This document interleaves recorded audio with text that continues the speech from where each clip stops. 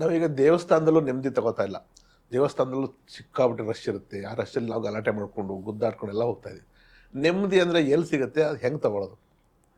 ಎಲ್ಲಿದೆ ಈ ನೆಮ್ಮದಿ ಅನ್ನೋ ಪದ? ಎಲ್ಲಿದೆ? ಮನಸ್ಸಿನಲ್ಲಿದೆ. ಈ ಅರ್ಜೆನ್ಸಿ ದೇವಸ್ಥಾನಕ್ಕೆ ಹೋಗಿ ನಾವು ಏನು ಮಾಡೋಕ್ಕೆ ಹೊರಟಿದ್ದೀವಿ?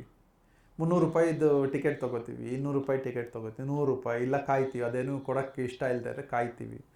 ಏನು ನೋಡೋಕ್ಕೆ ಹೊರಟ್ವಿ? ದೇವರನ್ನ, ಅಲಂಕಾರವನ್ನು, ಅರ್ಚಕನನ್ನು, ಅಥವಾ ನಮ್ಮನ್ನು ನಾವು ತೋರಿಸ್ಕೊಳ್ಳೋಕೆ ಹೊರಟಿದ್ದೀವ ಅಂತ. ಖಾಲಿ ಇರೋ ದೇವಸ್ಥಾನಕ್ಕೆ ಹೋಗಿ ಅರ್ಧ ಗಂಟೆ ಕೂತ್ಕೊಳ್ಳಿ. ಅಲ್ಲಿ ಜನಪ್ರಿಯ ದೇವರು ಬೇಕಲ್ಲ. ಅದೆಲ್ಲ ಡಿಮ್ಯಾಂಡ್ ಆ್ಯಂಡ್ ಸಪ್ಲೈ ಇದೆ. ದೇವಸ್ಥಾನ, ದೇವರು, ನಂಬಿಕೆಗಳು ಅದೆಲ್ಲ ಓಕೆ.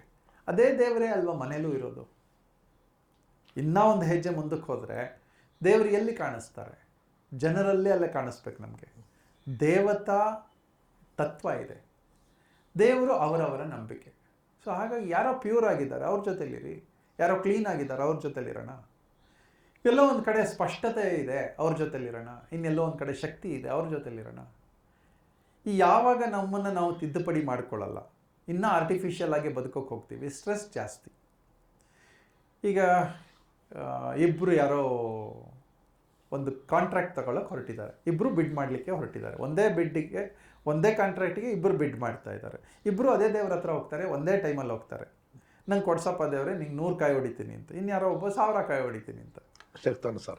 ಸೊ ಈಗ ದೇವರು ಇವರ ಡಿಮ್ಯಾಂಡ್ ನೋಡಿಕೊಂಡು ಅಥವಾ ಇವ್ರು ಎಷ್ಟು ಕಾಯಿ ಓಡಿಸ್ತಾರೆ ಅಂತ ನೋಡ್ಕೊಂಡು ಕೊಡ್ತಾರಾ? ದೇವರನ್ನು ನಾವು ಪ್ರತಿನಿತ್ಯದ ವ್ಯಾವಹಾರಿಕ ಜೀವನದಲ್ಲಿ ತರಬಾರ್ದು ಅಂತ ನನ್ನ ನಂಬಿಕೆ.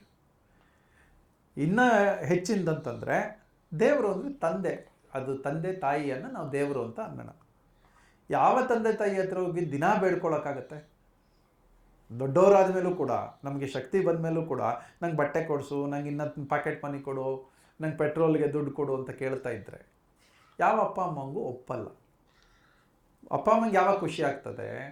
ಯಾವಾಗ ಅಂತಂದರೆ ಮಕ್ಕಳು ಹೋಗಿ ನೀವು ದುಡ್ದಿದ್ದು ಸಾಕು, ನಾನು ನಿಮಗೋಸ್ಕರ ಏನಾದರೂ ಮಾಡೋಕ್ಕೆ ರೆಡಿ ಇದ್ದೀನಿ ಅಂತ ಹೇಳಿದಾಗ ಅಪ್ಪ ಅಮ್ಮಂಗೆ ಖುಷಿ ಆಗುತ್ತೆ.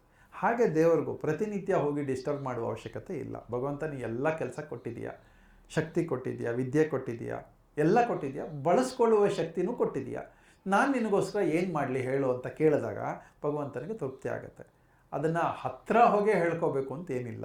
ಬಾಗಿಲು ಮುಚ್ಚಿರುವ ದೇವಸ್ಥಾನದ ಹೊರಬಾಗಿಲಲ್ಲಿ ನಿಂತು ಕೇಳಿದ್ರು ಆಯಿತು.